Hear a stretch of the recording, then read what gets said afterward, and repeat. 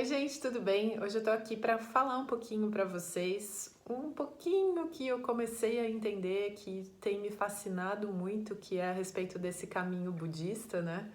E eu queria falar hoje um pouquinho das quatro nobres verdades, que são os ensinamentos, que são a base do budismo, e são os ensinamentos que o Buda transmitiu, né? E que são ensinamentos que são super atuais até hoje, né? Então, há mais de 2000 anos esses ensinamentos foram transmitidos, e eu acho que a humanidade até hoje não entendeu como eu posso dizer assim, a veracidade desses ensinamentos e a aplicabilidade deles na nossa vida, né? Então, a primeira nobre verdade que o Buda transmitiu como ensinamento é a verdade, ou como é que eu posso dizer? Que é o sofrimento, a existência do sofrimento.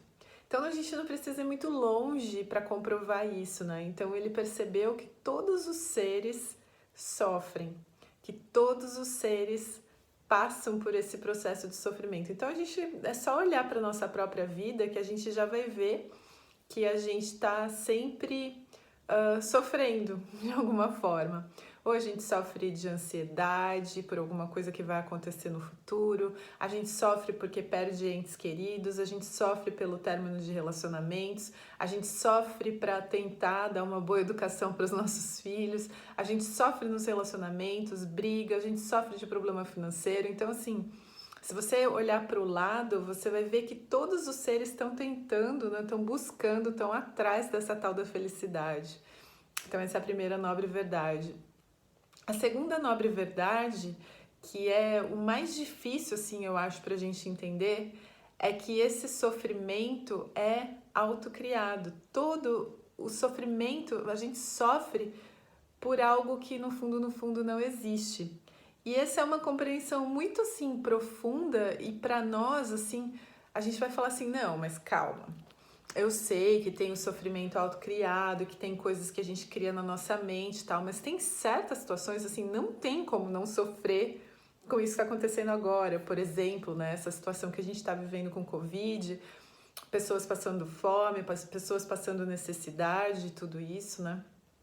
Mas então, a segunda nobre verdade diz respeito a que a gente sofre por tentar atribuir. Ai, desculpa, eu tenho isso aqui.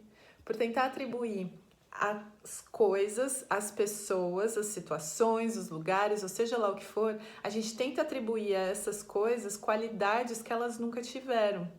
Então eu vou explicar, a gente tenta, para nós, a gente tenta tornar um objeto sólido. Então quando o budismo, quando o Curso de Milagres, né, fala que as coisas não têm realidade, não estou querendo dizer que eu não estou vendo esse mouse aqui na minha frente, por exemplo, não é que ele não exista nesse sentido, mas é que ele é desprovido daquilo que a Elizabeth Martinengo chama no livro dela, né, O Poder de uma Pergunta Aberta, de coisitude, ou seja, a gente sofre de coisitude, a gente dá para o objeto um poder que na verdade ele não tem. Então eu pego aqui o meu mouse e eu quero que ele funcione sempre, eu quero que ele resolva a minha vida, só que de repente, né, como aconteceu ontem, eu fui usar o mouse e ele estava sem bateria.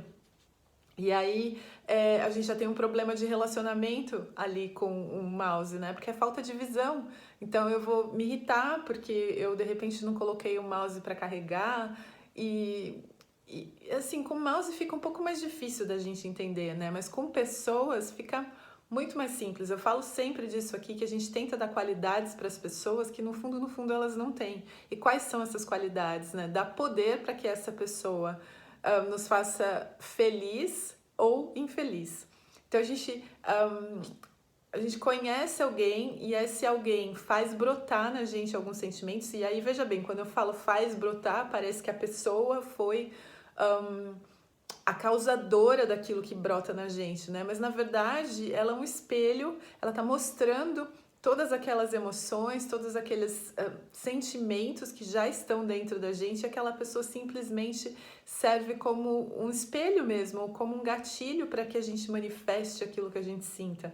E aí o que a gente faz na nossa ignorância, a gente acredita que aquela pessoa tem a capacidade de fazer gerar aquilo que já estava dentro da gente. Então a gente dota aquela pessoa de uma coisitude que na verdade ela não tem, ou seja, ela não tem esse poder de causar nada na gente, né? Então a gente sofre disso, a gente sofre porque a gente é ignorante, assim, a gente sofre por ignorância, a gente sofre por falta de sabedoria, por falta de conhecimento, por não observar todos os processos durante a nossa vida e não observar que tudo está em permanente mudança o tempo inteiro, né? Então eu vou me deitar de um jeito, eu acordo, por mais que eu fale, não, mas eu tenho aqui toda a minha história junto comigo, a minha bagagem, a gente está envelhecendo, as células do nosso corpo estão se degradando, né? Então tá tudo em constante mudança, tudo tá mostrando a questão da impermanência. E a gente sofre também por querer tentar tornar permanente aquilo que por si só é impermanente. A gente sofre mesmo de falta de visão. Então se a gente tem um filho, a gente acha que o filho vai ficar com a gente para a vida inteira, que ele vai tratar a gente de determinada maneira e a gente sofre, porque as coisas não são como a gente imagina, né? E aí, qual que é a boa notícia, né? A boa notícia é a terceira nobre verdade, que é a liberação é possível.